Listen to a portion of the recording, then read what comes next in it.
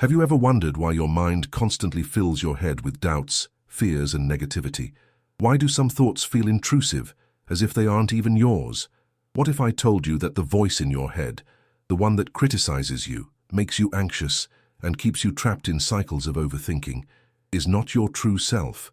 Carl Jung's work reveals a shocking truth. Most of what you think isn't actually coming from you. It's coming from something else. And until you break free, you will never truly awaken. Think about it. Where do your deepest fears come from? Who taught you to doubt yourself? Why do you constantly relive old failures and mistakes as if they define you? The answer is simple. The ego. The mind has been conditioned, programmed to keep you stuck in a false identity. But once you see through the illusion, everything changes. Spirituality and ancient wisdom have always pointed to this truth, that awakening begins when you step beyond thought and into true awareness. Today we are going to break down this hidden truth using Jungian psychology, biblical wisdom, and mystical spirituality. You will finally understand why your thoughts deceive you, how to break free from the ego's grip, and how to step into a higher state of consciousness. And once you do, you'll never see yourself or the world the same way again. But before we begin, let me ask you something. Have you ever experienced a moment where your mind was completely silent and you felt something deeper, something real? If so, tell me about it in the comments. And if you're ready to unlock the truth about your mind, make sure to subscribe right now, because this is the kind of knowledge that can change your life forever. Now, let's begin, because once you hear this, there's no going back. Show me a man tormented by his own thoughts, and I will show you someone who has yet to grasp the deeper truth about himself. That voice constantly echoing in your mind, the one that judges, fears, and builds invisible barriers, is not your true self. Carl Jung teaches that this voice belongs to the ego, a construct formed over the course of life, meant to protect, yet often becoming a cage. Have you ever stopped to ask yourself where your fears, insecurities, and that nagging feeling of never being enough come from? These invisible chains were not forged by your true essence, but by the ego's desperate attempt to maintain control. The ego is like a distorted mirror, reflecting a version of yourself built on past experiences, societal expectations, and deeply ingrained fears. It speaks in absolutes, convincing you that failure defines you, that your mistakes are evidence of who you are. But here's the truth. You are not the thoughts running through your mind. If you were, how could you observe them? The universe does not define you by fleeting anxieties or past failures. Only your spirit, your true self, holds that power. The voice in your head is merely a program running on autopilot, shaped by years of conditioning. And yet most people spend their entire lives enslaved by it, mistaking it for their identity. Spirituality teaches us that true wisdom begins with detachment from the mind's noise. In biblical terms, this is echoed in Romans 12:2. Do not conform to the pattern of this world, but be transformed by the renewing of your mind. Notice the key phrase, renewing your mind. If you can renew something, it means you are separate from it. The thoughts bombarding your mind are not set in stone. They are fleeting, ever-changing, and often misleading. And yet people live trapped inside this mental narrative, allowing it to dictate their emotions, actions, and even their faith. If you wish to experience true freedom, you must learn to observe your thoughts rather than obey them. Mystics and sages throughout history have pointed to this truth, that the key to liberation lies in stepping back and recognizing the mind as a tool, not a master. Consider the words of Jesus in Matthew 6:27. Can any one of you by worrying add a single hour to your life? This question forces us to confront a reality most refuse to see: our mental chatter, our fears, our constant overthinking. They do nothing but keep us trapped in cycles of suffering. The moment you realize that the voice in your head is separate from your true self, you begin to wake up. You start noticing how much of your inner dialogue is not even yours. It's a collection of borrowed fears, societal programming, and limiting beliefs absorbed from the world around you.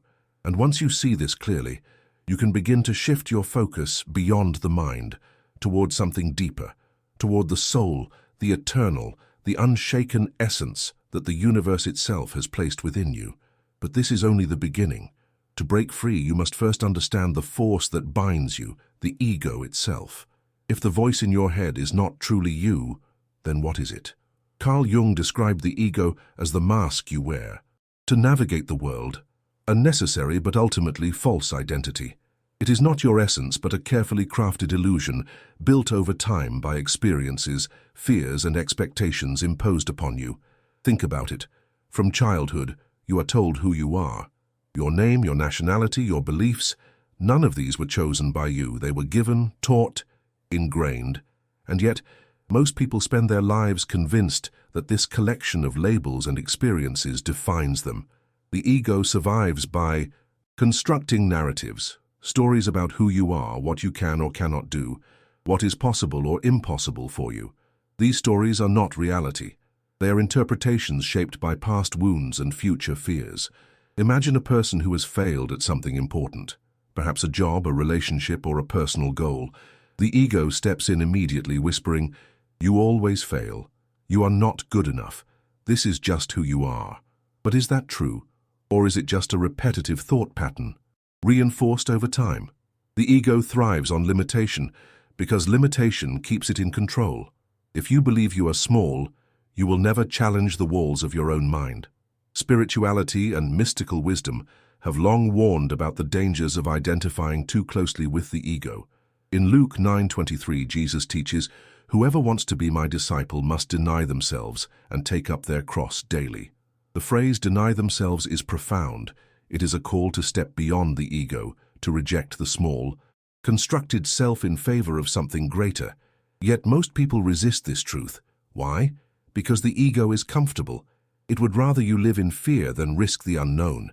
It whispers, "Stay safe, stay small, stay where you are." But here's the deeper truth. You are not your limitations. You are not your past mistakes, your fears, or the voice in your head telling you to doubt yourself. The universe does not define you by these fleeting, fragile things. Your true self exists beyond them. To see this clearly, ask yourself, who am I when the mind is silent? Who am I beyond the fears and thoughts that try to define me? The answer lies not in words, but in experience, in the deep, still awareness that remains when the mental noise fades away. Yet, breaking free from the ego is not easy. It requires more than just recognizing its existence. It demands inner work, the courage to challenge your deepest assumptions about yourself. It means questioning every label, every belief, every limitation you have unconsciously accepted as truth. This is the path Jung called individuation, the journey toward integrating the fragmented self and discovering the vast, limitless being that lies beyond the mind's illusions. And this journey leads to something even greater, the discovery of the true self. If the ego is merely a construct, a mask rather than the essence, then who are you really? Jung spoke of something far greater than the ego, something he called the self, the totality of your being beyond the mind's endless chatter. Unlike the ego, which constantly categorizes things as good or bad, success or failure, right or wrong, the self exists in a state of deep equilibrium. It does not seek validation, nor does it fear judgment. It simply is, unshaken, unbothered, untouched by the illusions that keep most people bound. Think of a vast ocean. The ego is like the surface, constantly shifting, disturbed by every wind, every ripple, every passing storm. But the deeper you go, the calmer it becomes. And at the very bottom, there is only stillness. This is the self, the unchanging, eternal essence beneath the chaos of thought and emotion. When Jesus said in John 8:32, "Then you will know the truth, and the truth will set you free," he wasn't merely talking about external truths. He was pointing toward a spiritual awakening, a revelation that the small self, the ego, is not the truth. The truth is found beneath it, in the depths of being, in the silent knowing that exists, beyond thought. But if the self is always present, why do so few people experience it? The answer is simple: identification with the mind. The moment you mistake your thoughts for your identity, you sever yourself from your deeper nature. You become trapped in the narrative the ego tells you, believing that you are your failures, your anxieties, your fleeting emotions.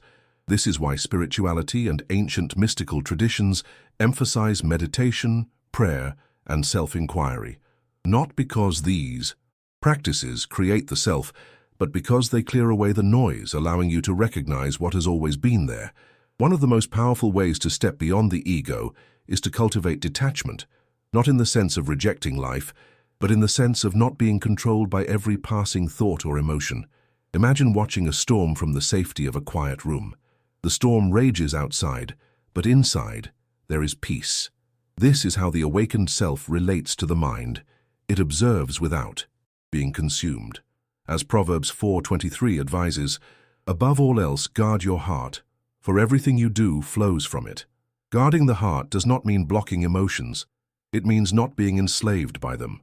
Once you begin to recognize the distinction between the ego and the true self, a profound shift happens.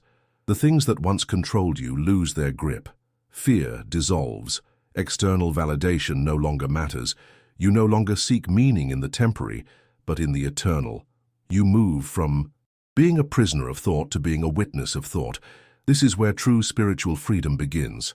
But before reaching that state, there is one more obstacle that must be faced: the shadow, the hidden self that the ego desperately tries to suppress.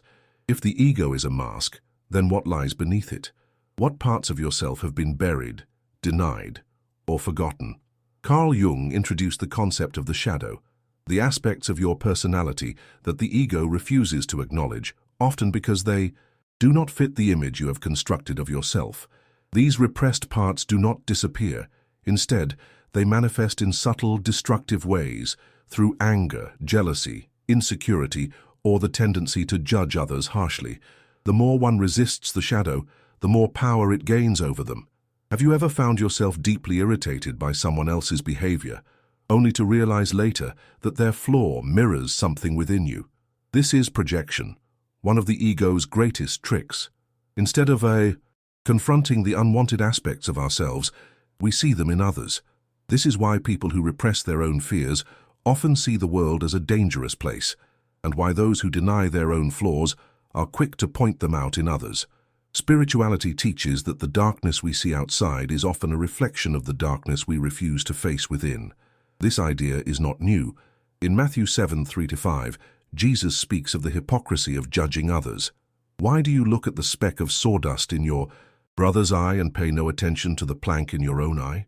This is the essence of shadow work, recognizing that what bothers you in others may be a mirror, revealing something about yourself. But facing the shadow is uncomfortable, and the ego resists it at all costs. It convinces you that you are better than others, that the problem is always outside of you. And yet, true growth only begins when you stop running from yourself. Integrating the shadow does not mean indulging in negativity. It means acknowledging and accepting all aspects of your being. It means recognizing that you are both light and darkness, strength and weakness, divine and human. The universe does not reject any part of you. Why should you? The more you embrace your hidden aspects, the less power they have over you. You no longer react impulsively to emotions or let unconscious wounds dictate your actions. Instead, you move through life with greater awareness, balance, and inner peace. But shadow, integration is only one step. Beyond the ego and the shadow lies something even greater, the process of individuation, the path toward wholeness. Jung described this as the ultimate goal of human development, the journey of fully realizing and integrating every part of the psyche. This is where true transformation happens, not by suppressing what we fear, but by bringing it into the light. And once this process begins, everything changes. If the shadow represents the hidden self, then what does it mean to become whole? Carl Jung described the process of individuation as the journey of integrating all aspects of the psyche, the ego, the shadow, and the higher self, into a unified, conscious being. This is not self-improvement in the conventional sense. It is self-realization, a deep spiritual awakening where you step beyond societal conditioning and personal limitations to discover who you truly are. Most people never reach this stage because it requires immense courage. It means questioning everything you've been told about yourself and stepping into the unknown. From the moment you are born, the world tells you who to be. Parents, schools, religions, and cultures shape your identity, often imposing beliefs and values that may not be aligned with your true nature. The individuation process requires you to strip away these layers, to ask which of these beliefs are truly mine and which were simply given to me. This is the difference between conformity and awakening. To individuate is to stop living according to expectations and start living from an inner truth. It is the moment when you cease to be a reflection of the world and become a light of your own. Spirituality has long emphasized the importance of this journey. In Romans 12:2, we find the words, "Do not conform to the pattern of this world, but be transformed by the renewing of your mind." This transformation is individuation, the breaking of unconscious patterns, and the embrace of conscious existence. But this path is not easy. It often involves a period of spiritual crisis, a time when old identities fall apart and new truths emerge. The ego resists this change, clinging to familiarity, afraid of dissolution. But what if the dissolution of the false self is the very key to liberation? Those who undergo individuation experience a profound shift. They no longer seek validation from others because they have found their foundation within. They no longer fear uncertainty because they have learned to trust the universe and its unfolding plan. They no longer live divided, one person in public, another in private, because they have integrated all aspects of themselves. This is the path of true freedom. It is not about becoming someone new, but about remembering who you always were beneath the conditioning, the fear, and the illusions. And yet, individuation is not the final step. Once you have broken free from the ego's grip and embraced the fullness of your being, a new challenge emerges: navigating life with conscious awareness. This is where the real work begins, not in isolation, but in the ability to bring this newfound wisdom into everyday existence. And for that, one must master the art of self-observation and intentional thought. Most people are prisoners of their own minds. They don't think, they are thought. Their minds run on autopilot, playing the same cycles of worry, self-doubt, and negativity, without them ever stopping to question who is actually in control. But here's the truth. The ability to observe your own thoughts is the first step toward true freedom. If you can watch your mind in action, you are no longer fully identified with it. And the moment you create that distance, the ego begins to lose its grip. Carl Jung emphasized that awareness is the key to transformation. The problem is, most people accept their thoughts as truth rather than questioning them. They believe every fear, every insecurity, every self-critical thought that arises. But what if these thoughts are just programs, running based on past experiences? What if they are not reality, but simply conditioned responses? The mystics and spiritual teachers of every era have pointed to the same solution: become the observer, not the prisoner of your mind. As 2 Corinthians 10:5 teaches, we take captive every thought to make it obedient to Christ. This is not repression, it is conscious mastery. One of the most powerful ways to break free from unconscious thinking is writing your thoughts down. When you put thoughts on paper, you create space between you and them. Suddenly, they are not overwhelming. They are just words on a page. Try this. For 1 week, write down the most common thoughts that pass through your mind. Analyze them as if they belong to someone else. Would you take advice from a friend who constantly doubts you, criticizes you, and fills your head with fear? If not, then why listen to that voice within? The universe does not intend for you to be a slave to a mind that was shaped by fear and limitation. Another method is intentional inner dialogue, speaking to yourself with awareness rather than letting thoughts run wild. Instead of reacting emotionally, ask yourself, where did this thought come from? Is it true? Does it serve me? Conscious questioning disrupts negative mental loops and replaces them with clarity. Jesus himself used questions as a tool for awakening. In Matthew 6:27 he asked, "Can any one of you, by worrying, add a single hour to your life?" The answer is obvious, yet how many people allow worry to consume them daily? Breaking free requires not just faith, but mental discipline. Self-observation is not about silencing thoughts, it is about not being controlled by them. The difference between those who suffer and those who are free is not the absence of negative thoughts, but the ability to see them for what they are, passing clouds in the sky, not the sky itself. And once you begin this practice, something miraculous happens. The noise of the mind quiets, the tension in the soul dissolves, and a deeper wisdom emerges. It is then that you become open to something greater, the whispers of the unconscious, the signs of the universe, and the messages hidden in synchronicity. Have you ever experienced a coincidence so precise that it felt like the universe was speaking directly to you? Maybe you were thinking of someone, and they called. Maybe a book fell off a shelf at the exact moment you needed its message. Or maybe you kept seeing the same symbol over and over again, as if reality itself was nudging you toward a revelation. Carl Jung called this synchronicity, the meaningful connection between external events and internal experiences. It is the bridge between the conscious mind and the unconscious, between the seen and the unseen, and those who learn to recognize it begin to understand that life is not random, life is communicating.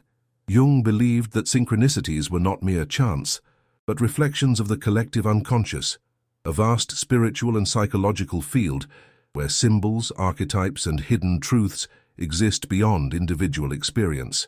The ancients understood this well. Mystics, prophets, and seekers throughout history have spoken of signs and omens, of messages woven into the fabric of existence. Even the Bible is filled with moments of divine synchronicity.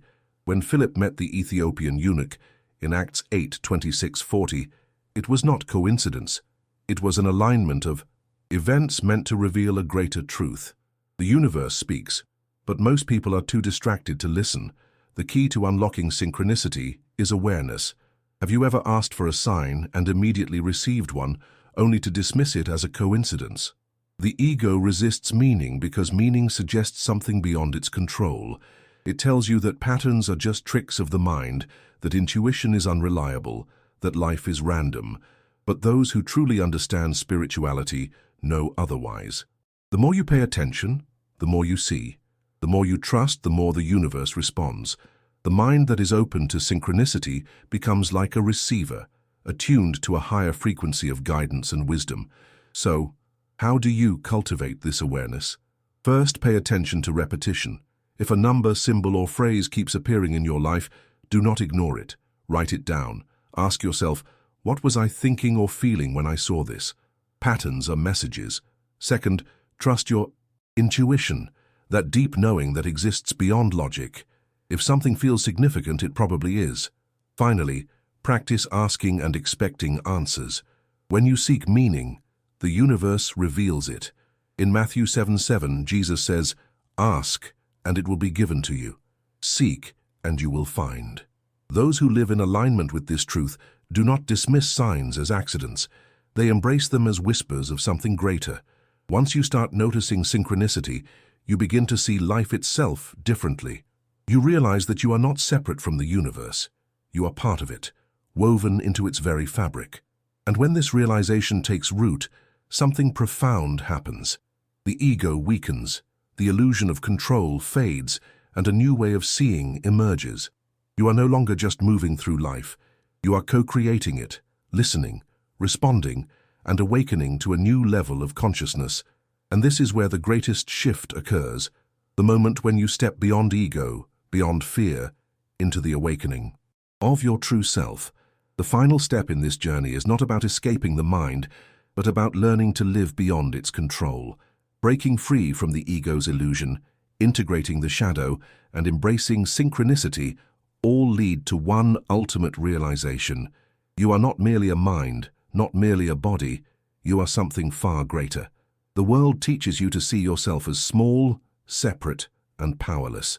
But the moment you awaken to the truth, you see that you are deeply connected to the universe, to divine intelligence, to something infinitely vast and alive.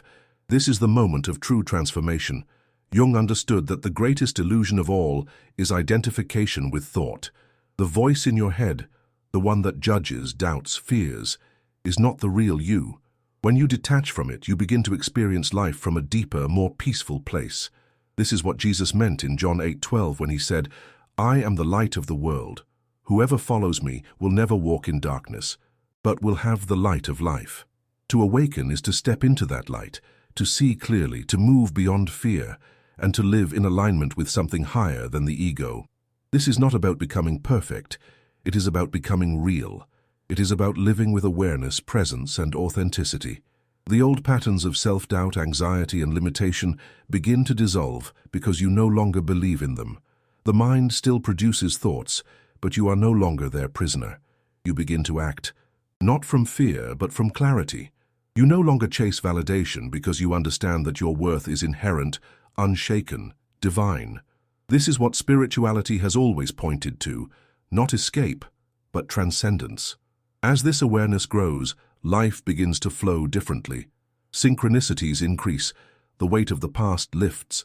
Decisions become clearer because they are no longer made out of fear, but out of intuition and trust. You begin to see the universe's hand in everything, guiding, shaping, aligning. The Bible echoes this in Romans 8:28, and we know that in all things God works for the good of those who love him. When you step into this state of trust and surrender, the struggle dissolves. Life becomes a co-creation rather than a battle. But awakening is not the end, it is the beginning. The more you expand, the more you discover. The deeper you go, the more you realize how vast the truth really is. And so, the journey continues, not as a struggle, but as an unfolding, a revelation, a return to the self that has always been there, waiting to be remembered. Now that you understand how your thoughts are not truly yours, what will you do with this knowledge? Will you continue letting the ego dictate your reality, or will you take the first step toward spiritual and psychological freedom? Awakening is not about silencing the mind, it's about seeing it for what it is. The moment you detach from the voice in your head, you begin to step into your true self, the part of you that is eternal, unshaken, and deeply connected to the universe. But tell me, have you ever caught yourself believing a thought that, in hindsight, you realized wasn't actually true? Maybe a fear, an insecurity, or a limiting belief?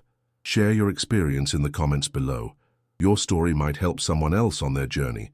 And if this video helped you see things differently, make sure to subscribe and turn on notifications so you never miss another powerful lesson like this. The journey of self-discovery doesn't stop here. Watch the next video on the screen now, because what you're about to learn will take your understanding even deeper. This is Celestial Truths. I'll see you in the next one.